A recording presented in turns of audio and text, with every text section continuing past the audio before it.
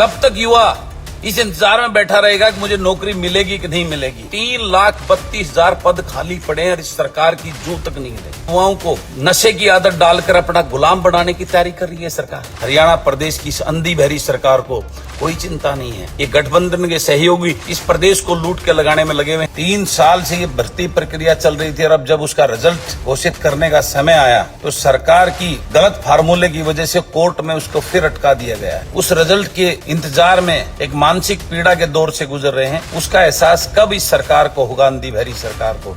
तो सरकार क्या चाहती है ये समझ में आज आने से बाहर हो गया। और मैं सत्ता की कुर्सी पर बैठे क्यों कुछ ही परिवार है।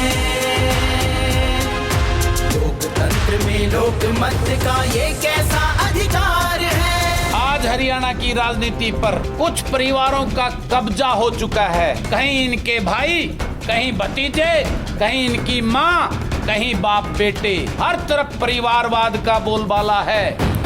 इनको आपके बच्चों की चिंता नहीं है, इनको अपनी औलाद को राजनीति में मंत्री और मुख्यमंत्री बनाने की चिंता ज्यादा है। तो क्या आप चाहते हैं कि राजनीति में आम हरियाणवी के घरों से योग्य और नई सोच वाले युवा आगे आए और राजनीतिक घरानों की लूट की दुकान बंद हो? तो इस लड़ाई में बलराज कुंडू का साथ व सहयोग देने के लिए 7834-800-800 पर मिस कॉल देकर जनसेवक मंच से जुड़े। जनसेवक मंच से जुड़िए। एक काला दिवस के रूप में पूरे हरियाणा के युवाओं ने और शिक्षकों ने आज एक अपना रोष व्यक्त करने का काम किया है।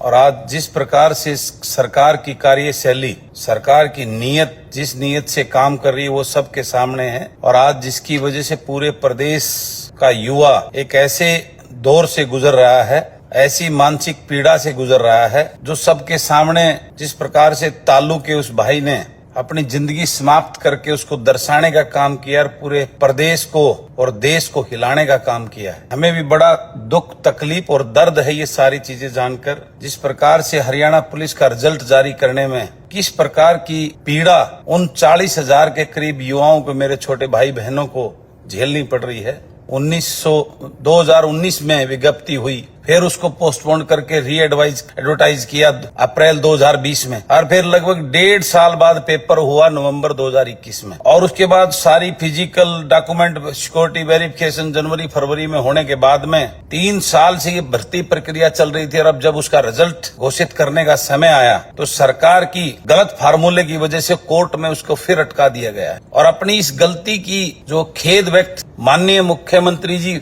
विधानसभा में भी कर चुके हैं, मैंने भी ये मुद्दा उठाया था और वो इस पे अपना खेद व्यक्त कर चुके हैं।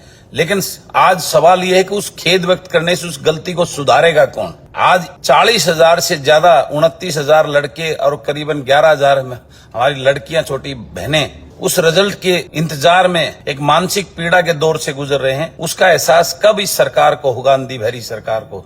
तो सरकार क्या चाहती है ये समझ में आज आने से बाहर हो गया। और मैं युवाओं की विडंबना, उनकी पीड़ा देखकर मुझे बहुत दर्द और तकलीफ हो रही है। आज में आपने देखा विधानसभा में भी आपका मुद्दा, युवाओं का मुद्दा, बेरोजगारी का मुद्दा इस सरकार के सामने पूरी शिद्दत के साथ अपने प्रयास करता हूं। लेकिन ये आज ये जिस प्रकार के साक्ष्य सामने हैं, हर बार सरकार ने पिछले साल कहा था कि जनवरी में पेपर लेंगे, फिर मार्च में कहा, फिर अब अगस्त में होने की बात करें, बार बार अपने स्टैंड को बदल रही है। कब सीटी का पेपर की डेट सरकार को निर्धारित करनी चाहिए, उसका सिलेबस निर्धारित करना चाहिए।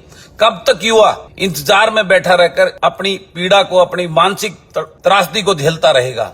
कब तक युवा इस इंतजार में बैठा रहेगा कि मुझे नौकरी मिलेगी कि नहीं मिलेगी? इस गठबंधन की सरकार को आए हुए 2.5 साल से ज्यादा हो गया, एक भी भर्ती प्रक्रिया अभी तक पूरी नहीं कर पाई है।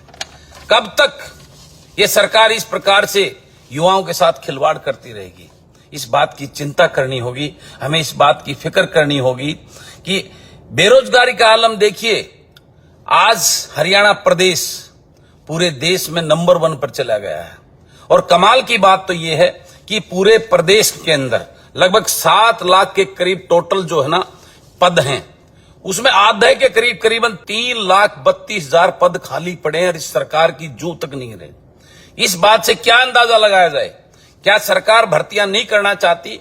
क्या सरकार जो है ना इस प्रदेश के युवाओं को के साथ वो खिलवाड़ करना चाहती है, मानसिक रूप से उनको प्रताड़ित करना चाहती है, ताकि वो होकर अपने रास्ते से भटककर वो गलत दिशा में जाए और वो गुलामी की जंजीरों में।